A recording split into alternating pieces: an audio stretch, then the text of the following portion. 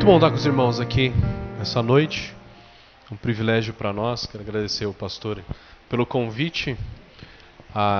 Vai ser um pouco diferente de uma pregação. Vai ser mais parecido com uma aula de história do que uma pregação. Vai ser uma exposição da história da igreja, para a gente entender um pouquinho por que a reforma protestante ela foi necessária, né? E uma das coisas que eu gosto na vida cristã, ou não, na igreja, é estudar sobre a história da igreja.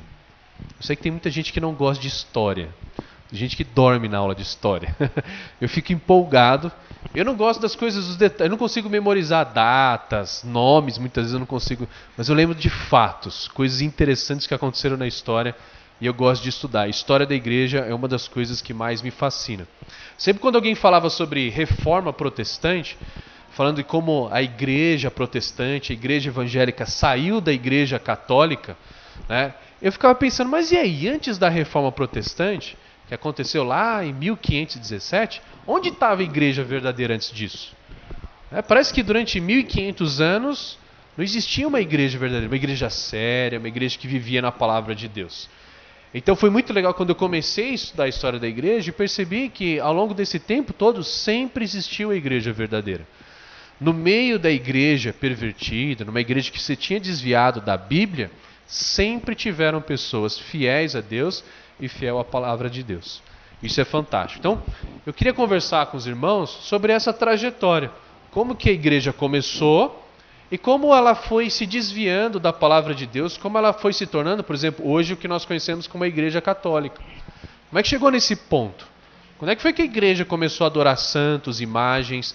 Quando foi que os padres pararam de casar? Né? Por que não tinha isso no começo? Como é que tudo isso aconteceu para que fosse necessário a reforma protestante? Porque alguém falasse, gente, está tudo errado, ou a gente reforma, ou a gente precisa sair daqui e formar uma igreja verdadeira. Ok? Então, vamos olhar para a história. Nós sabemos que a igreja começou com o próprio Senhor Jesus. Ele estabeleceu a igreja. A igreja não é algo criado pelos homens. Foi o próprio Deus quem estabeleceu a igreja. Foi o próprio Senhor Jesus que estabeleceu a sua igreja. Os irmãos estão estudando Atos, né? E no livro de Atos nós vimos o surgimento da igreja. Assim que o Espírito Santo desceu sobre os apóstolos, eles começaram a falar em línguas, eles começaram a falar do evangelho em línguas estrangeiras. As pessoas estavam ali à volta, ouviam os apóstolos falando em línguas, e alguns falaram, puxa, esses caras estão bêbados, né? E aí, então Pedro ele levanta e fala, gente, não é isso. Está se cumprindo uma profecia.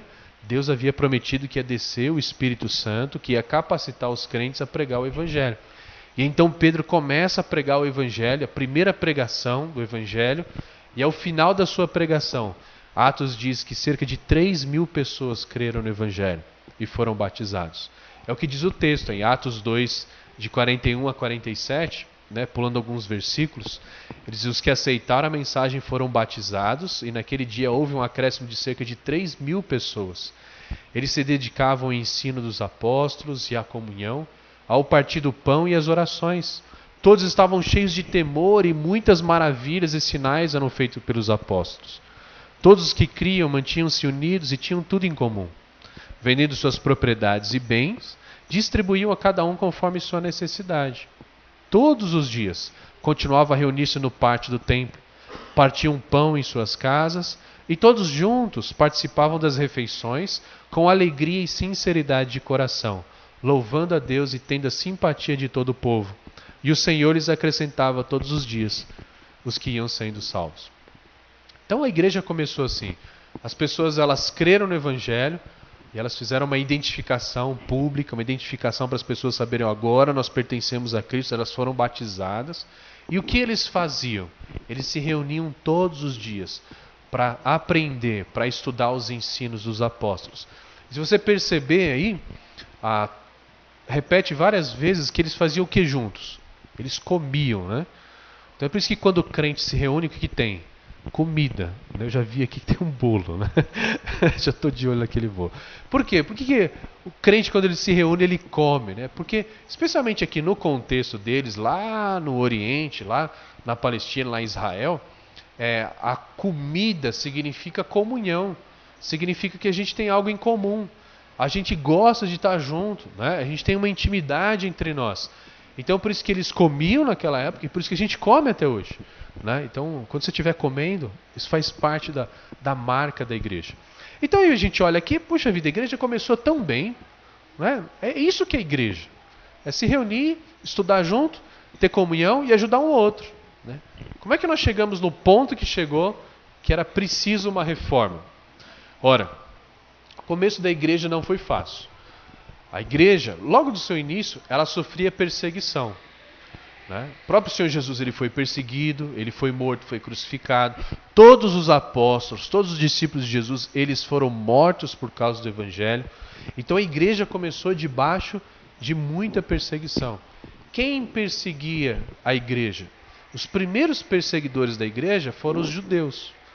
Então a gente vê, quem que prendeu Jesus? Quem que fez com que Jesus fosse preso? Foram os judeus. Por causa dos ensinos de Jesus, eles tinham raiva de Jesus. Então os judeus, eles armaram uma cilada para que Jesus fosse preso. Quem que prende Paulo? Quem que vai fazer com que Paulo seja preso em Atos? Os judeus. Por que os judeus tinham tanta raiva da igreja de Cristo? Primeiro, por causa da sua mensagem. O judeu cria que para ser salvo ele precisava obedecer todas as leis. Eles eram um povo especial. E quando Jesus veio pregando que todo mundo pode ser povo de Deus através da fé no Evangelho, os judeus já não gostavam. Mas tinha outras coisas também. Nessa época, quem dominava, quem reinava naquele território eram os romanos. Os judeus, o povo de Israel, estava debaixo do domínio romano, era o Império Romano. A gente lembra da época da escola, a gente ouviu alguma coisa sobre isso, né? E aí, o Império Romano dominava. E o Império Romano, eles tinham uma política assim, ó. Você pode ter a sua religião, desde que você adore os nossos deuses também. Desde que vocês adorem, por exemplo, os nossos imperadores. E todas as nações faziam isso. Elas tinham a sua religião, mas adoravam os deuses romanos também. Menos os judeus. Por quê? Porque o povo judeu, eles não se dobravam diante da idolatria. O povo judeu não adorava outros deuses. Por quê? Eles tinham um certo trauma. Quando a gente lê no Antigo Testamento, quando eles entraram na idolatria, o que aconteceu? Deus castigou. Eles sofreram por causa da idolatria. Então, quando chega na época de Jesus, eles não querem mais idolatria, porque eles sabem que isso traz prejuízo para a nação. Okay? Então, eles não adoravam os deuses romanos. E acontece que não era fácil fazer os judeus obedecerem. Antes do Império Romano, quem dominava era o Império da Grécia, os gregos. E eles tentaram de todo jeito fazer os judeus adorarem os deuses gregos. E eles não adoraram. Para você ler um pouquinho mais dessa história, você pode achar o livro de Macabeus. Não tem na sua Bíblia o livro de Macabeus, mas se você pegar uma Bíblia católica, ou mesmo na internet, você acha lá 1º e 2º Macabeus. Não são livros onde nós aprendemos doutrinas e ensinamentos para a nossa vida, mas são bons livros históricos, que contam a história do povo judeu durante o Império Grego. E você vai ver que muitos judeus morreram porque eles não entraram na idolatria dos gregos. Então é interessante ler sobre o que aconteceu nesse período. Então os romanos aprenderam logo, os judeus não adianta que eles não vão entrar na nossa. Então os judeus tinham liberdade religiosa. Eles não precisavam adorar os deuses romanos. Só que existe uma diferença entre os judeus e os cristãos. O judeu, ele não saía pregando para os outros se tornarem judeus. Os judeus não evangelizavam. E os crentes? Evangelizavam. Então acontece que quando os cristãos, os primeiros cristãos, começaram a espalhar o evangelho, isso começou a incomodar o Império Romano.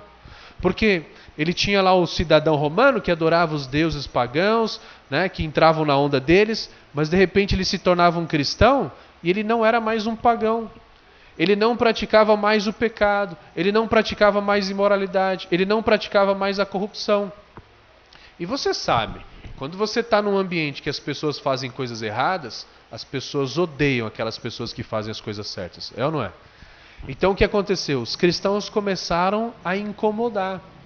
E os romanos achavam que os cristãos eram judeus. Então os judeus ficaram assim, bom, os cristãos agora estão sendo confundidos com a gente, eles estão incomodando o Império Romano, a gente vai perder a nossa mamata. Então, toda vez que um judeu podia, ele denunciava um cristão para o Império Romano. Aqui tem um cristão, pode prender e pode matar. Então era por isso que os judeus também odiavam os cristãos. A mesma coisa acontece hoje em dia, né? Mas você trabalha no lugar onde você quer fazer aquilo que Deus quer, você é íntegro, você é honesto, e aí os seus colegas que não têm Deus, os seus colegas que não querem agradar a Deus, e eles são desonestos, eles começam a te odiar, porque você está fazendo o que é certo. Quando você faz o que é certo, você deixa ele com a consciência pesada, né? E aí então eles começam a armar ciladas para que você se dê mal. Então, nada mudou, né? Aqui a gente tem uma foto do Coliseu. O Coliseu era o estádio daquela época. Só que naquela época não tinha estádio de futebol. Eles não iam para assistir futebol. Eles iam assistir os cristãos serem mortos por leões, por touros, por cachorros, né? Serem queimados vivos. Era assim que eles torturavam e matavam os cristãos naquela época, né? Então, uma coisa interessante, acharam numas ruínas, né, um muro, uma pichação, né? Ali tem um muro, ali a pichação, aqui é o desenho que está escrito lá. E aí ele está escrito ali: Alexandre adora o seu Deus. E aí você tem um desenho de um burro crucificado, né? Ou seja, como é que eles enxergavam Jesus ali, né? Eles blasfemavam contra Jesus, né, colocando Jesus como se fosse um burro. Então os cristãos eram perseguidos no Império Romano. Tinha várias coisas que aconteciam que faziam com que os romanos odiassem os cristãos. Por exemplo, quando a igreja ia celebrar a ceia, lá no começo, não podia ter visitante naquele momento. Então, era o momento do culto, era uma reunião onde só os membros da igreja participavam. Então, alguém que não era membro, ele queria participar, mas não podia participar. E tudo que é meio secreto, o pessoal gosta de inventar histórias, não é? Então tem uma reunião secreta, o pessoal começa a inventar o que acontece lá dentro. Então os romanos diziam que nessa festa, quando os crentes se juntavam, acontecia uma verdadeira festa imoral, né? Porque eles diziam que chegava o momento ali da festa, que apagavam as luzes, e aí eles entravam numa imoralidade. Por quê? Porque o nome da festa é festa ágape, festa do amor. Então eles não entendiam que o que era celebrado ali era o amor de Deus. Então, como eles não participavam, eles já não gostavam muito dos cristãos, então eles inventavam histórias para que os cristãos fossem odiados. Eles diziam que nessas festas, sabe o que os crentes fazem nessas festas? Os crentes, eles comem carne humana. Porque tem a história lá de que esse é o meu corpo, comei em memória de mim. Então eles falavam que nessas festas eles praticavam canibalismo. Eles bebiam sangue humano, né? Por causa do sangue de Jesus. E não era carne e sangue de qualquer um, era carne e sangue de bebezinhos. Porque um bebê nasceu para ser o Salvador, né? Então eles comiam a carne e sangue. Então eles inventavam um monte de história, né? Ouviam as coisas e pervertiam a segunda vontade de cada um. E aí, por conta disso, quando você via um cristão, imagina, você ouve falar que o cristão, ele se reúne para comer carne e beber sangue de bebê. Se você vê um cristão, o que você faz? Você já olha meio estranho, né? Você já protege a sua criança. Então, por causa dessas fofocas, dessas calúnias que foram espalhadas, os cristãos eram cada vez mais odiados. E aí, vários cristãos foram mortos injustamente, foram mortos simplesmente por causa da sua fé em Cristo Jesus. Vários deles, né? O que eu mais gosto, a história que eu mais gosto é a história de Policarpo. Policarpo de Esmirna. Policarpo, ele foi bispo, ele foi um líder da igreja em Esmirna, né? E aí, Policarpo, ele era um senhor, ele era idoso, ele era o líder da igreja, e os judeus odiavam Policarpo. Então, eles começaram a perseguir Policarpo. Os judeus denunciavam Policarpo para os romanos. Então, os romanos começaram a perseguir Policarpo, e a igreja falava: Policarpo, você precisa se esconder. Então, eles escondiam Policarpo e tudo mais. Só que numa dessas vezes que ele se escondeu, 2 amigos dele foram presos e torturados para dizer onde ele estava. Então Policarpo disse: não, se é para sofrer, quem vai sofrer sou eu, não são os meus amigos que vão sofrer por conta disso. Então ele resolveu que não ia mais fugir. Então ele estava numa fazenda, ele estava num sítio, e aí chegou o exército romano, E eles foram invadindo a casa, né? Imagina, eles entrando pelas janelas e arrebentando as portas, eles entrando, e de repente eles dão de cara com Policarpo, e eles ficaram constrangidos, porque Policarpo era um senhorzinho, tão sereno, tão manso, né? E Policarpo, então quando todo mundo entrou ali, Policarpo falou, gente, seja bem-vindo, né? Vocês vieram de longe, vocês devem estar cansados, vamos fazer o seguinte, senta aqui, nós vamos servir um jantar para vocês. E ele serviu um verdadeiro banquete para aqueles soldados que haviam ido lá prender Policarpo. E aí o pessoal já estava meio constrangido ali comendo, né? E aí Policarpo falou assim, antes de vocês me levarem, eu posso orar? Eu falei, não tem problema, pode orar. E Policarpo então ele começa a orar, e ele orou por 2 horas. E o pessoal achou que ele ia para o quarto orar, mas não, ele orou ali na presença ali daqueles soldados, ali do lado da mesa. A pessoa ficou até constrangido de comer, né? Imagina, como é que eu vou comer aqui esse homem orando? E na sua oração, ele foi orando por cada pessoa que ele conhecia. E as últimas pessoas por quem Policarpo orou foi por quem? Foi por aqueles soldados que haviam ido lá prendê-lo. Então ele foi levado para ser julgado. E aí quando ele encontra o líder lá de Esmirna, e ele diz, o líder de Esmirna fala assim, Policarpo, você já é um senhor de idade, né? Respeita a sua idade, né? Morra tranquilamente, né? Tudo que você precisa fazer é só negar a Cristo Jesus, acende um incenso aqui para o imperador e está tudo certo, você continua, não tem problema. Mas Policarpo dizia, por 86 anos, o meu Deus ele foi fiel a mim, não é agora que eu vou virar as costas para ele. Então Policarpo ele foi levado para um ambiente ali onde estavam os judeus gritando ali, uma torcida organizada para matar Policarpo, né? E aí o outro líder dizia, Policarpo, se você não negar a Cristo Jesus, eu vou te jogar para as feras, né? Policarpo falou, não tem problema, não tenho medo das feras, pode fazer isso. E ele dizia, então se você não tem medo das feras, Policarpo, então eu vou te queimar vivo. E Policarpo dizia assim, você me ameaça com um fogo que vai queimar por 1 hora, porque você ignora o fogo que vai queimar por toda a eternidade, queimando aqueles que são ímpios, aqueles que desprezam a Deus. Faz logo o que você tem que fazer.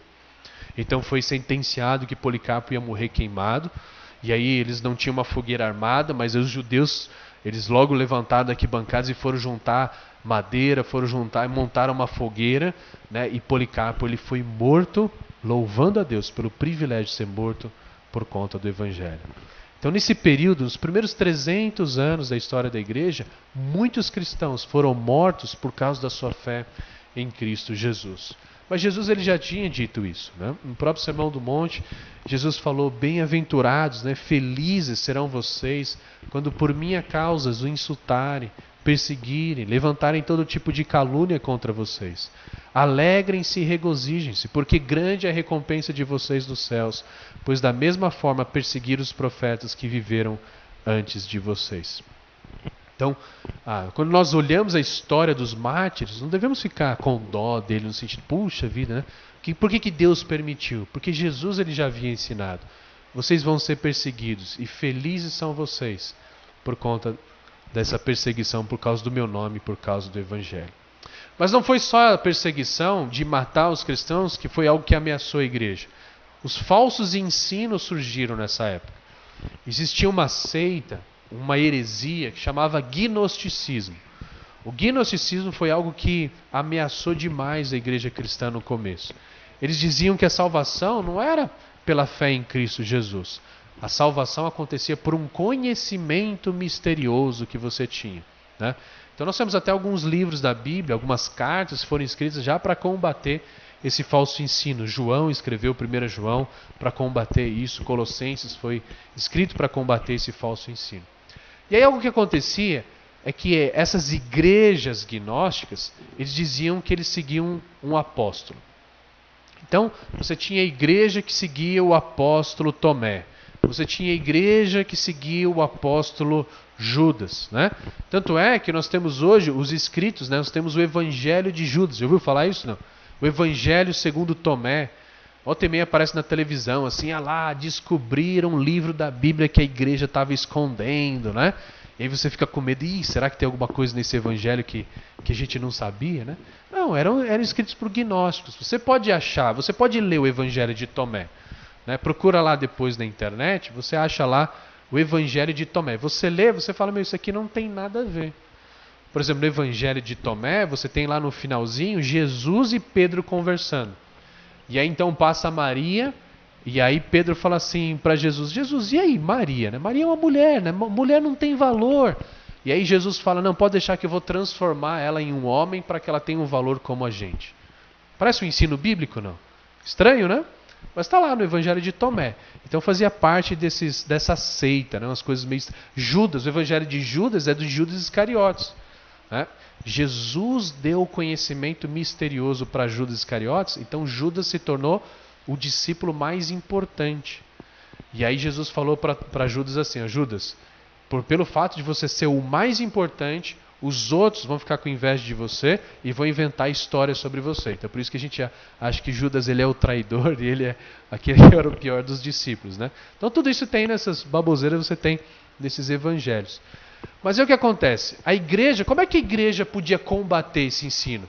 Uma das formas como a igreja combateu esse ensino foi com o nome da igreja. Então, para diferenciar dos gnósticos que seguiam um ou outro discípulo, a igreja cristã verdadeira começou a ser chamada Igreja Católica. O termo católico significa segundo todos, universal. Eles não seguem apenas um apóstolo, mas seguem todos os apóstolos. Então, por isso, Igreja Católica Apostólica. Então, se você quisesse ir para uma igreja e quisesse seguir o evangelho verdadeiro, você ia entrar numa igreja católica apostólica.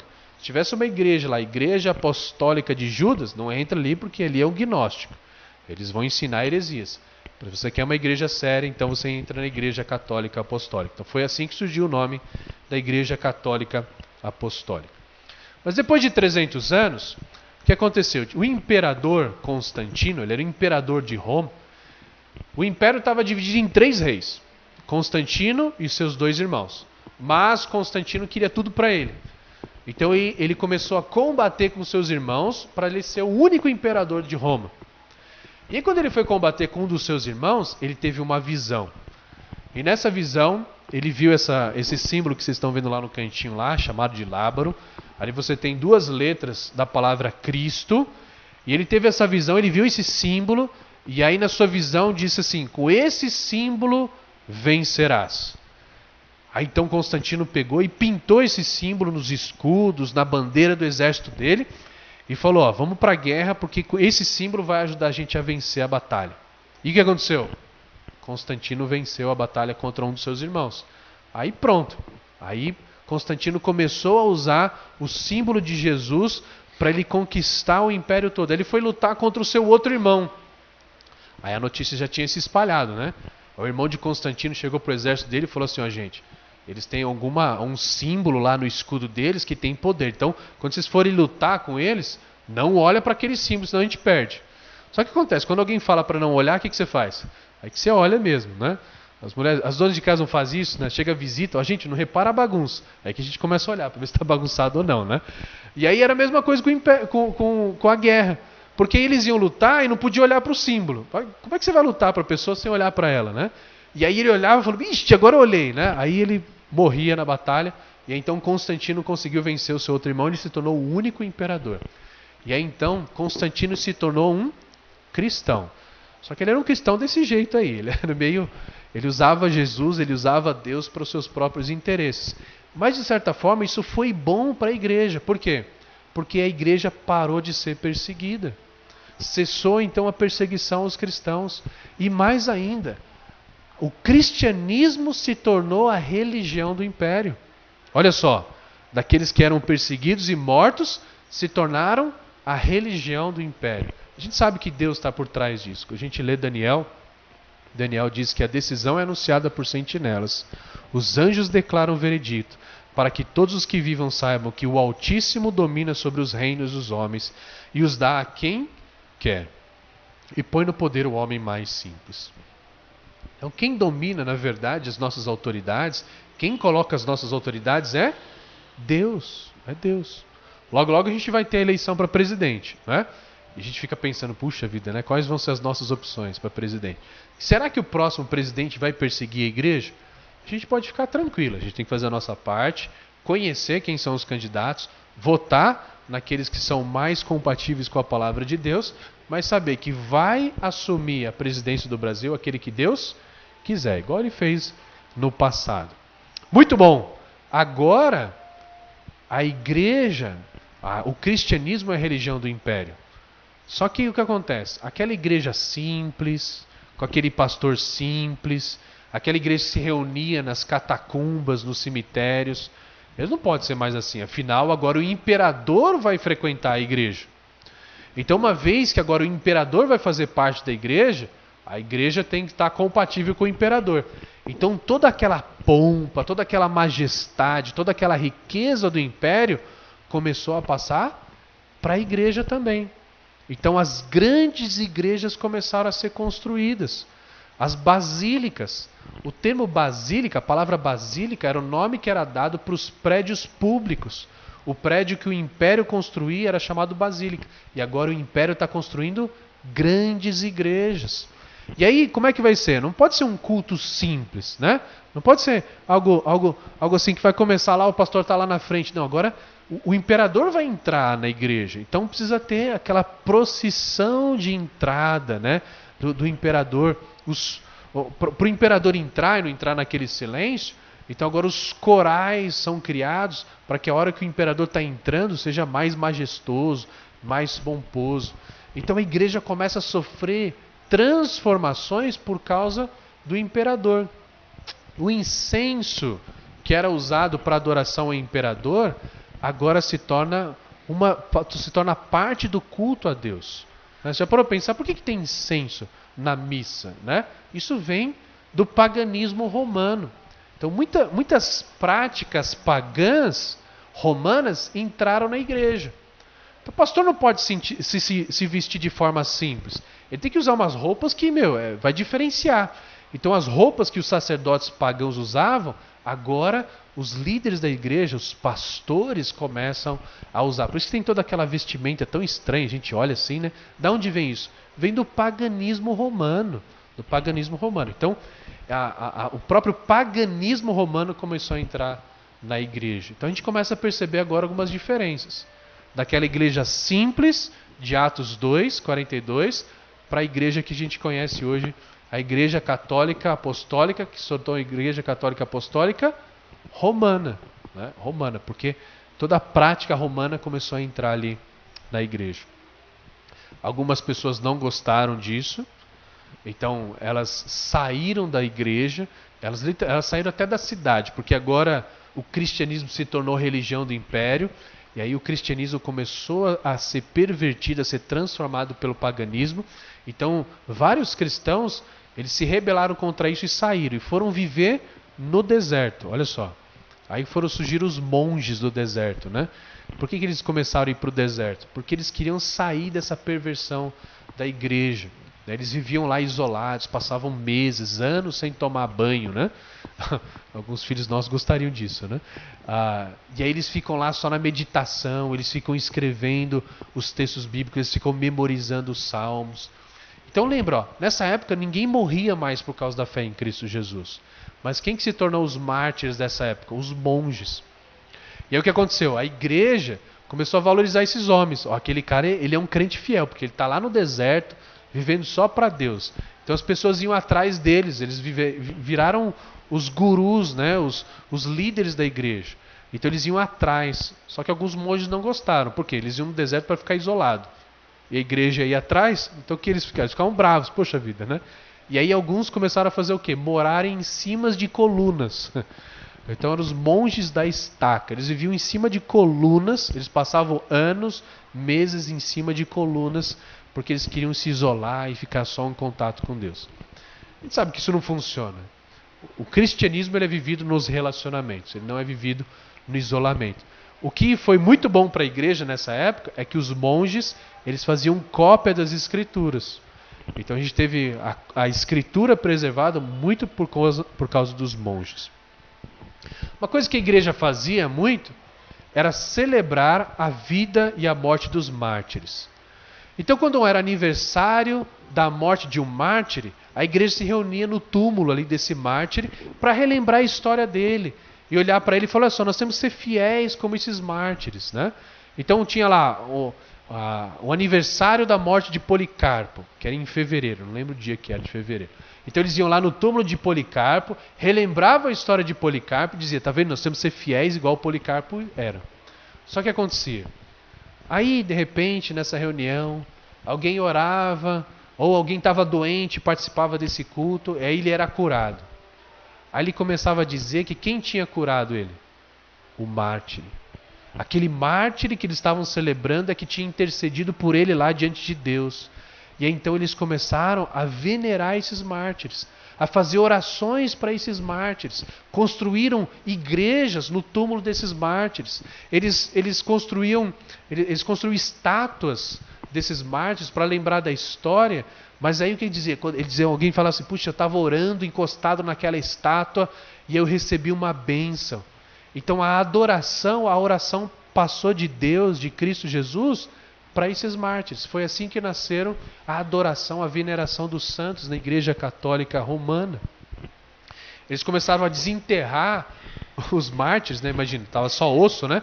Desenterrava esses mártires e deixava os seus esqueletos, parte da sua roupa, dos seus objetos, deixava ali para as pessoas venerarem, né? Só para você ter uma ideia, quando Lutero ele foi pregar as 95 teses lá, no dia que começou a reforma, né, que a gente considera o início da reforma, no dia seguinte, no dia 1º de novembro, o dia de Todos os Santos, tinha um homem lá que ele ia expor todas as suas relíquias de mártires que ele tinha. Ele tinha mais de 17 mil, né? Lá você tinha várias coisas, você tinha pedaços de ossos de santos, né? Você tinha fios de cabelo de Maria, né? Você tinha um pedaço da fralda que Jesus usou, né? Você tinha os pregos que Jesus foi pregado na cruz. Então as pessoas começaram a valorizar essas coisas, pegar essas relíquias, esses objetos, e dizer que nesses objetos você tinha o poder de Deus, né? Então até hoje você tem, por exemplo, você tem ali naquela, parece uma Bíblia, né? Onde tem uma cruz aqui, você tem um pedaço da madeira que dizem que é um pedaço da madeira da cruz de Cristo. Se você fizer uma oração tocando ali, meu amigo, ali vai acontecer o que você quiser, né? Porque eles dizem que tem poder essas relíquias, né? Essa outra corrente ali, eles dizem que é a corrente que prendeu Pedro antes dele ser morto. Então você tem ali, lá na Basílica de São Pedro, você tem essa corrente, as pessoas vão lá orar, como se na corrente tivesse o poder. Percebe então como as coisas foram se desviando, né? Às vezes por coisas que no começo não eram corretas. É errado a gente lembrar da história de uns mártires? Não, é legal, é bom. Até incentivo vocês a lerem sobre a história dos mártires. Mas a gente não pode considerar os mártires como os nossos mediadores. Nós temos Cristo Jesus e é suficiente. Os líderes da igreja começaram a ser chamados de pais, de papais, né? Então, vocês tinham qualquer líder de uma igreja, um padre, né? Ele era chamado de papa. Era um apelido carinhoso para ele que era o seu líder, o seu pai espiritual. Só que aconteceu? Nas cidades mais importantes, os líderes daquelas cidades, os bispos daquelas cidades, eles começaram a competir para ver quem era o mais importante de todos, né? Como a capital do Império Romano, boa parte foi em Roma, quem se tornou o bispo mais importante? O bispo de Roma. Então aí nasceu a autoridade papal. Então o que o Papa de Roma, o bispo de Roma dizia, isso era lei para toda a igreja. E aí se tornou aquela disputa política, né? Infelizmente isso acontece, às vezes até mesmo em denominações protestantes. Hoje as pessoas estão mais preocupadas com a política do que realmente em adorar a Deus, né? Então você tem o Papa, são as minhas filhas. E olha só que interessante, para você ver o poder que foi colocado sobre esses líderes, a palavra do Papa tem o mesmo peso, ou se não mais peso, mais autoridade do que as Escrituras, né? Então você tem a cadeira do Papa, onde se ele fizer uma lei, se ele promulgar uma regra para a igreja sentado nessa cadeira, o que ele fizer ali vale mais do que as Escrituras. É por isso que hoje você vai conversar com um católico romano e você vai mostrar a Bíblia, só a Bíblia para ele não quer dizer nada. Porque você precisa da tradição católica, ou seja, tudo que a Igreja Católica acreditou ao longo da história, e também você tem o que a liderança da Igreja diz, que é o mesmo peso. É daí que vem o nome das catedrais, né? São igrejas onde tem essas cadeiras, onde esses bispos sentam, né? Por isso que eu não entendo, às vezes, algumas igrejas evangélicas querem ter catedrais, né? Não tem nada a ver a gente ter essa cadeira, porque a gente tem a palavra de Deus. Então, enfim, são várias pessoas, vários homens de Deus que surgiram nessa época. A gente tem Atanásio, né? Olha aí o ano que ele viveu ali, um pouco antes aí da igreja se tornar, o cristianismo se tornar a religião do império. Atanásio, ele foi um dos homens que defendeu a divindade de Cristo. Porque aconteceu? Quando o cristianismo se tornou a religião do império, agora a igreja podia estudar teologia. Antes não dava para estudar, discutir teologia, porque você tinha um leão correndo atrás de você. Você estava sendo morto, você estava sendo preso. Mas agora a igreja podia se juntar e conversar sobre teologia. Então eles começaram a discutir se Jesus era Deus, né? Peraí, Jesus ele era Deus realmente? Então a igreja se reunia para discutir isso. E Atanásio foi um dos homens que defendeu a luz da palavra de Deus, mostrando que Jesus ele é Deus. Você tem, por exemplo, Ambrósio de Milão, que foi também um grande líder da igreja. Consegue passar aí, filho? Aí.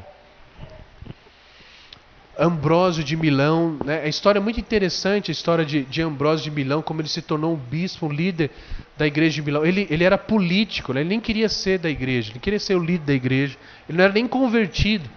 Mas o bispo de Milão morreu, e aí começou um maior alvoroço para saber quem seria o líder da igreja, né? E aí Ambrósio, que era o prefeito da cidade, ele foi lá acalmar os ânimos, ele começou a fazer discurso, né?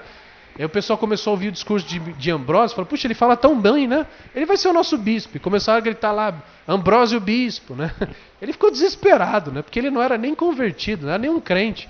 Ele falou, não, gente, não posso ser um bispo. Mas o pessoal ficou insistindo tanto, que até o imperador, quando ele ficou sabendo daquela confusão, ele mandou uma carta dizendo, Ambrósio, você agora é o bispo de Milão, né?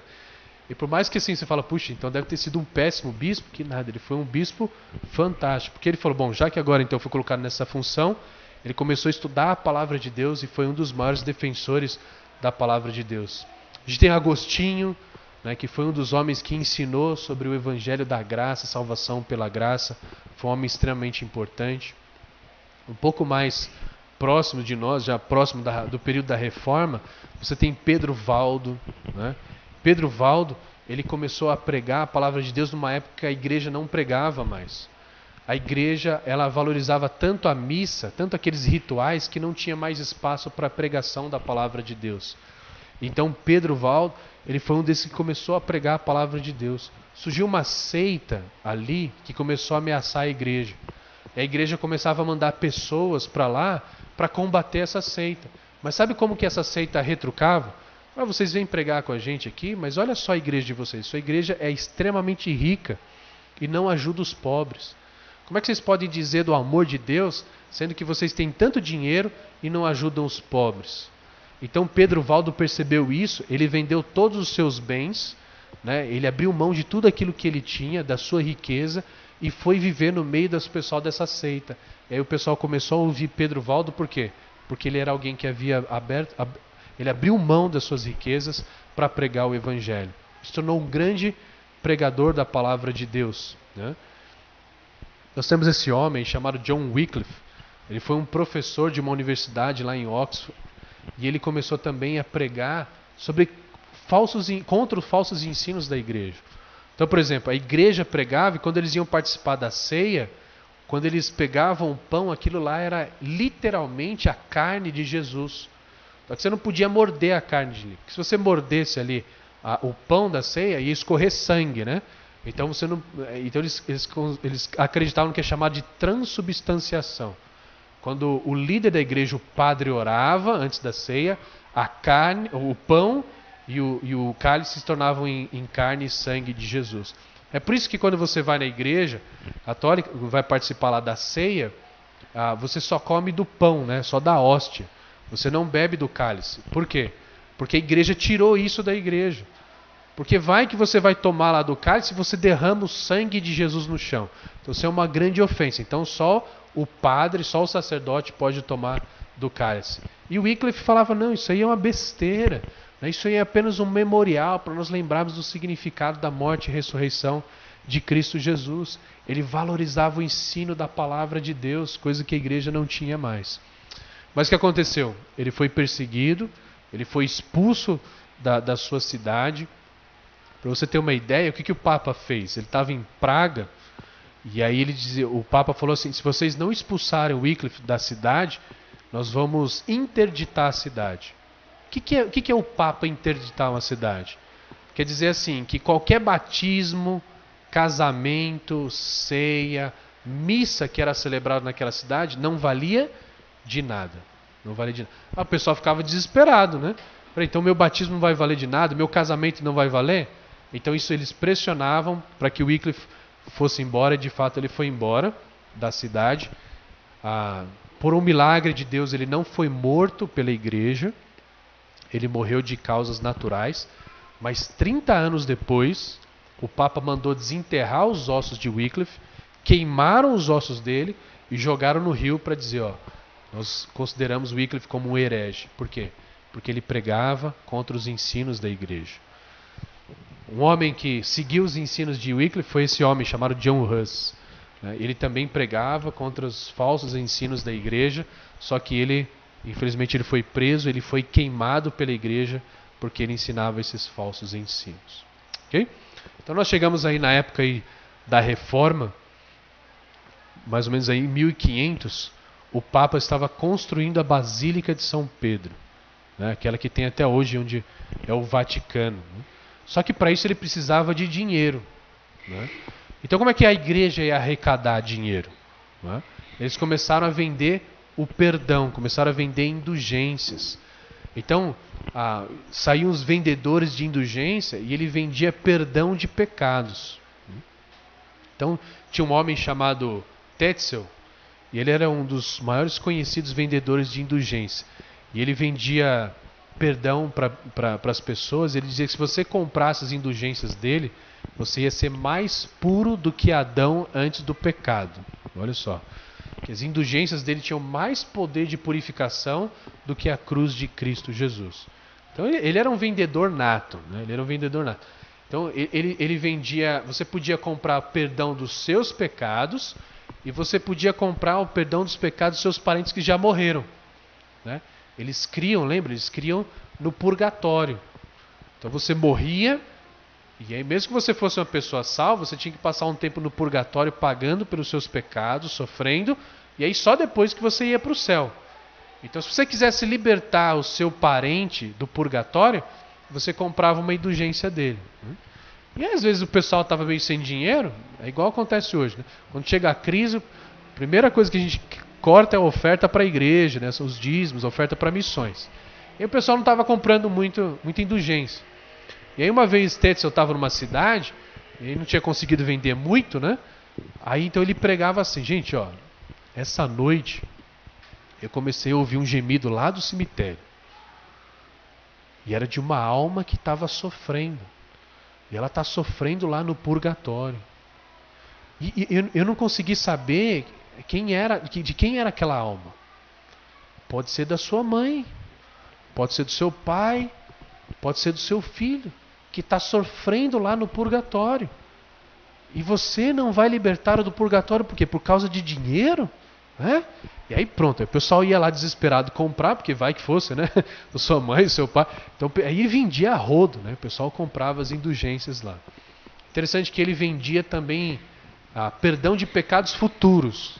Olha só, se você planejasse pecar no futuro, já podia comprar o seu perdão, E aí tem um historiador que conta a história dele, que ele se deu muito mal por causa disso.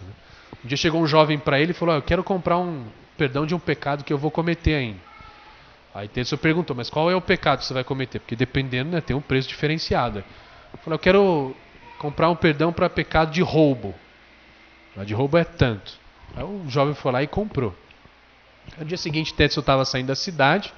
Quando ele está lá saindo da cidade, quem aparece? O jovem. E rouba todo o dinheiro do Tetzel. E o Tetzel fica doido da vida, E aí o jovem responde, você não pode fazer nada, porque eu já tenho o perdão desse pecado. Ou isso aqui não vale nada, Então virou um comércio. E é justamente nessa época que aparece Lutero, né? Que aparece Lutero. E Lutero foi um jovem que ele, quando ele nasceu, os seus pais queriam que ele se tornasse um advogado. Então mandaram ele para estudar direito. Mas na faculdade ele tem o seu primeiro contato com o cristianismo.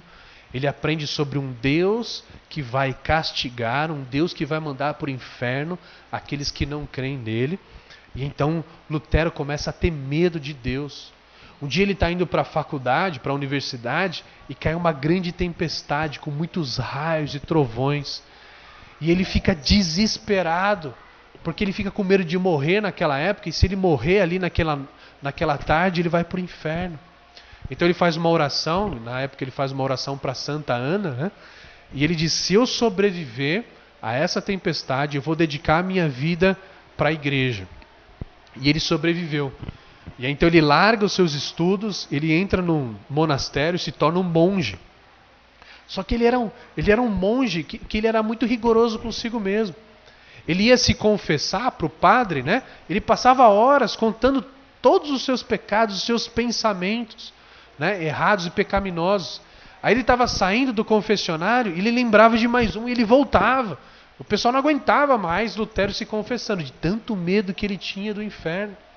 Aí pegaram ele e falaram: vamos ocupar a cabeça desse cara, senão não vai dar certo. Então colocaram ele para ensinar a Bíblia. E aí, queridos, quando a pessoa tem um contato com a palavra de Deus, aí Deus faz a obra. E um dia ele estudando Romanos, porque ele ia pregar, ele ia ensinar sobre Romanos, ele chega em Romanos capítulo 1, 17, onde ele vê que a justiça de Deus é manifestada na sua graça, no seu Filho. A salvação vem pela fé. Ele então começa a entender que a salvação não é aquilo que nós fazemos, que a salvação eu não preciso comprar, que a salvação vem pela fé na morte e ressurreição de Cristo Jesus. E agora ele começa a olhar para a igreja, e a igreja não vive isso, a igreja não prega isso. E Lutero fica inconformado. E ele começa a olhar para a venda de indulgências, para a venda de perdão, e ele fica inconformado. E especificamente por causa dessa venda de indulgências, ele escreve 95 teses, 95 frases, falando contra a venda de indulgências. Era algo muito comum naquela época, quando um padre, um monge queria chamar o pessoal para uma discussão, para um debate, ele pegava suas teses e colocava na porta da igreja. Então era tipo uma convocação: vamos estudar sobre isso, era muito normal. Só que acontece que o povo não aguentava mais a igreja.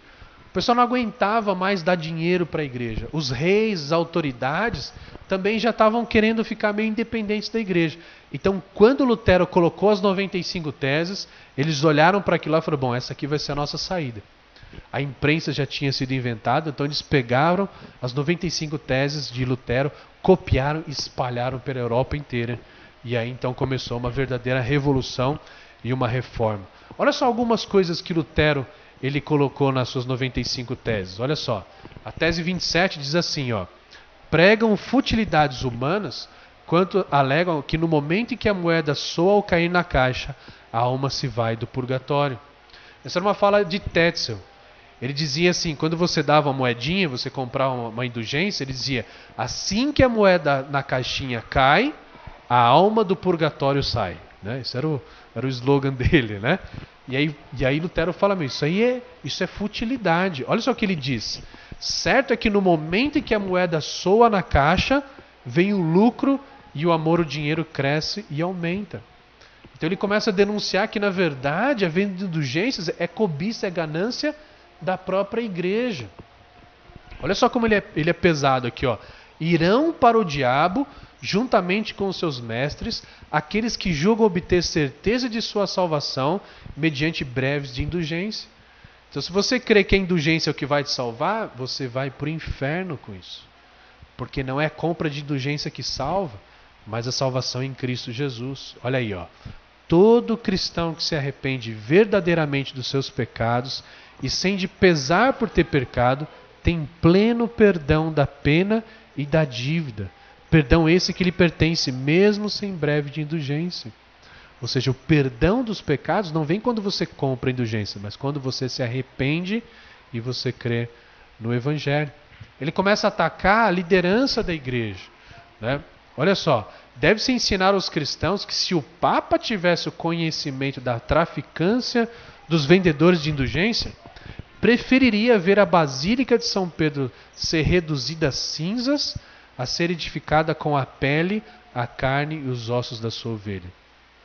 Se Papa realmente visse como que os pobres, as pessoas estão abrindo mão do seu dinheiro para comprar indulgências e sofrendo por causa disso, passando fome por causa disso, o Papa preferiria deixar a Basílica de São Pedro para lá para cuidar das suas ovelhas, né?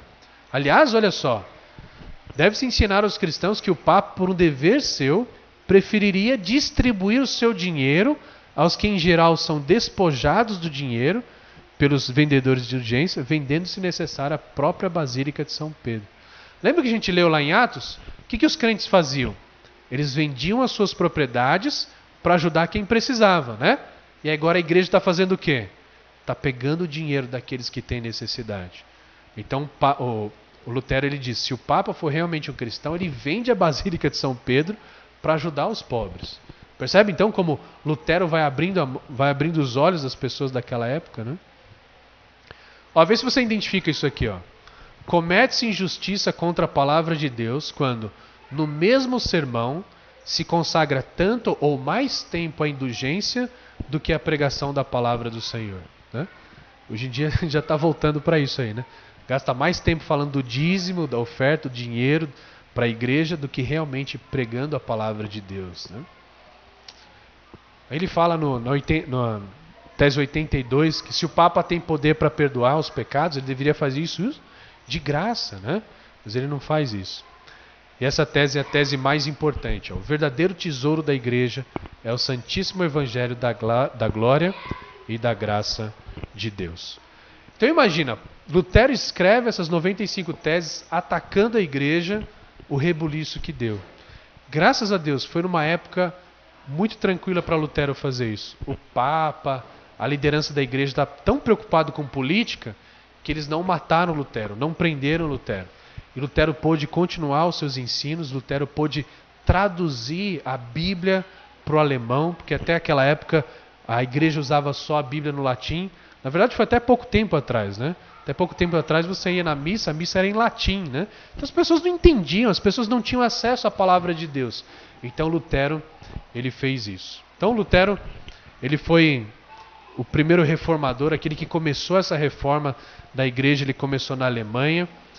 Na Suíça, nós temos esse homem chamado Zwinglio, ele fez a mesma coisa na Suíça.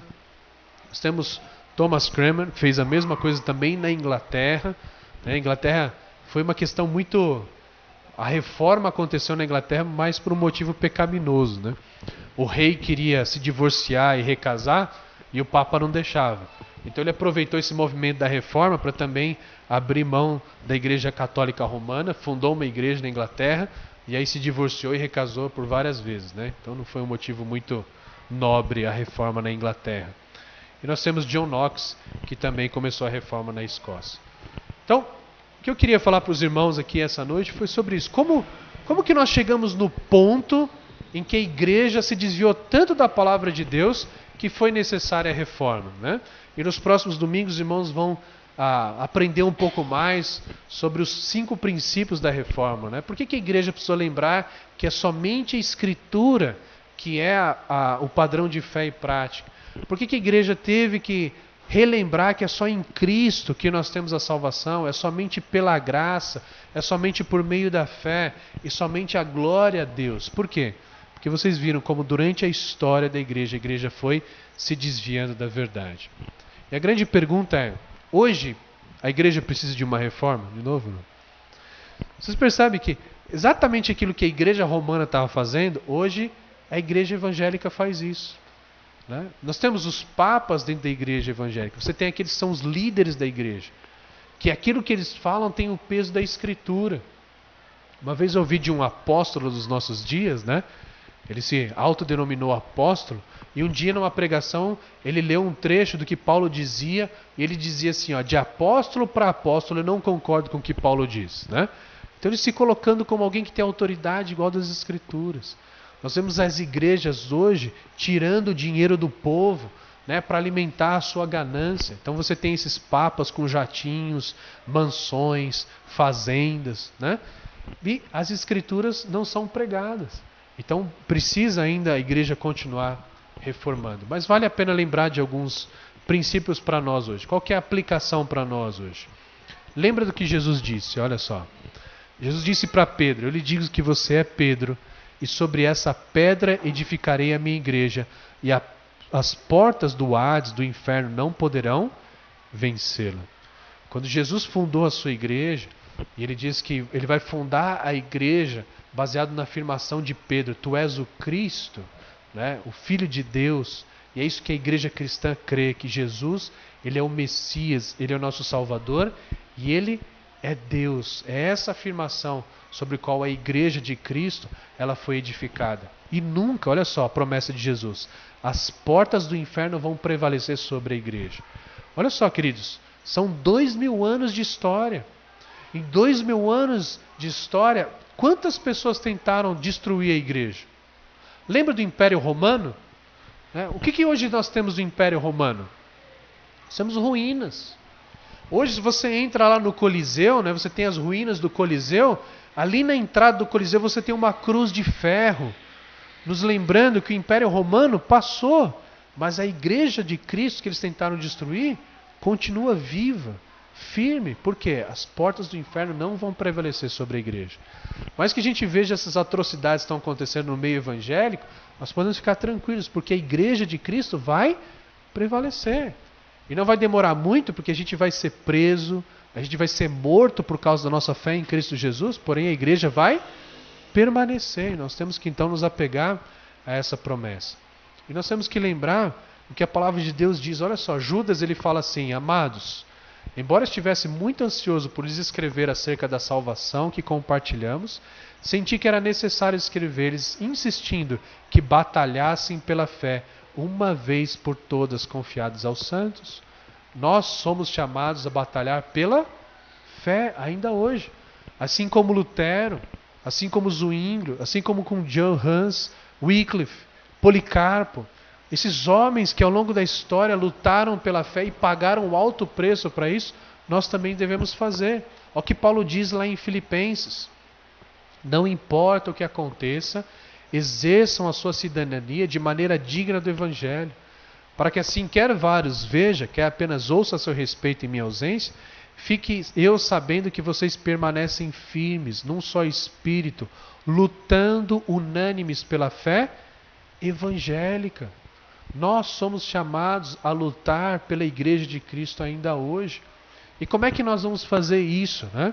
Paulo diz, né, 2 Timóteo 4:2, pregue a palavra, esteja preparado a tempo e fora de tempo, repreenda, corrija, exorte com toda a paciência e doutrina, pois virá o tempo em que não suportarão essa doutrina, pelo contrário, sentindo coceira nos ouvidos, seguindo seus próprios desejos, juntarão mestres para si mesmos.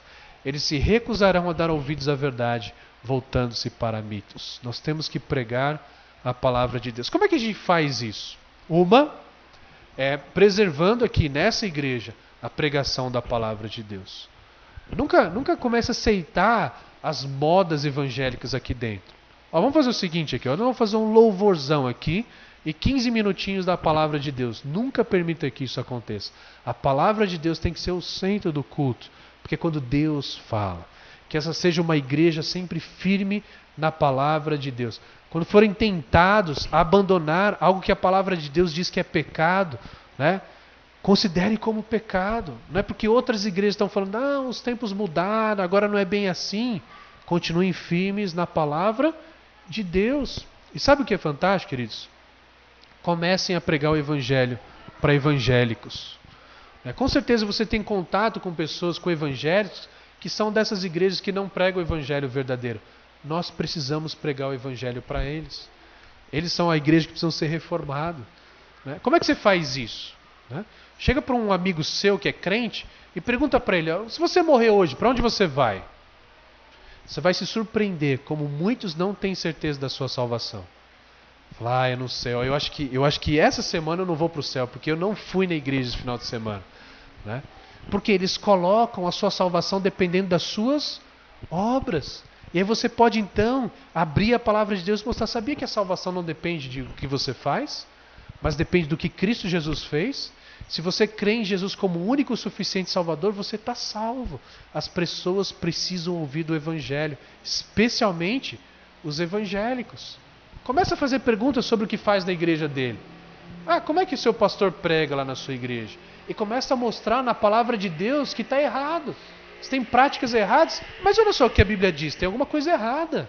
Porque nós precisamos ajudar essas pessoas a chegarem no conhecimento da palavra de Deus. Outra forma de pregar a palavra de Deus hoje é sendo alguém íntegro no seu dia a dia, lá no seu trabalho. Como é que você mostra o Evangelho? Quando o seu chefe manda você fazer alguma coisa errada, alguma coisa que é desonesta, manda você mentir, manda você ser corrupto, o que você faz? Você faz o que é errado para manter o seu emprego?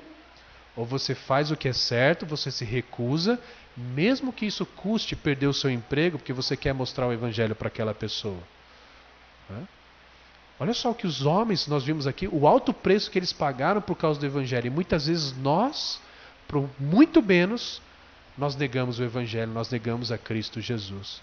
Então hoje nós somos chamados a sermos firmes, a sermos os reformadores da nossa época, com fidelidade nas Escrituras. Então que Deus abençoe essa igreja, continue abençoando aí o pastor José, né, a ser firme na condução da sua palavra de Deus, que aqui no Maracanã você seja uma opção de uma igreja séria, daqueles que querem buscar o Evangelho verdadeiro, e que vocês estejam dispostos a pagar o preço a sofrer por causa disso. Que Deus abençoe a vida dos irmãos. Eu sei que foi uma aula de história, né? Estava sendo muita informação, cansativo, mas o importante, eu espero que vocês tenham entendido por que foi necessária a reforma protestante e olharmos para o erro da igreja do passado e não cometemos o mesmo erro hoje. Posso orar por vocês? Deus, muito obrigado por esse tempo com os meus irmãos aqui. Obrigado por podermos olhar para a história e ver como o Senhor foi fiel à tua palavra, sempre protegendo a igreja, por mais que crescesse a perseguição, por mais que crescesse, Deus, a perversão do Evangelho, sempre a igreja verdadeira existiu, Pai. Obrigado por esses homens que pagaram um alto preço para que hoje nós continuássemos tendo a tua palavra, continuássemos tendo o Evangelho verdadeiro.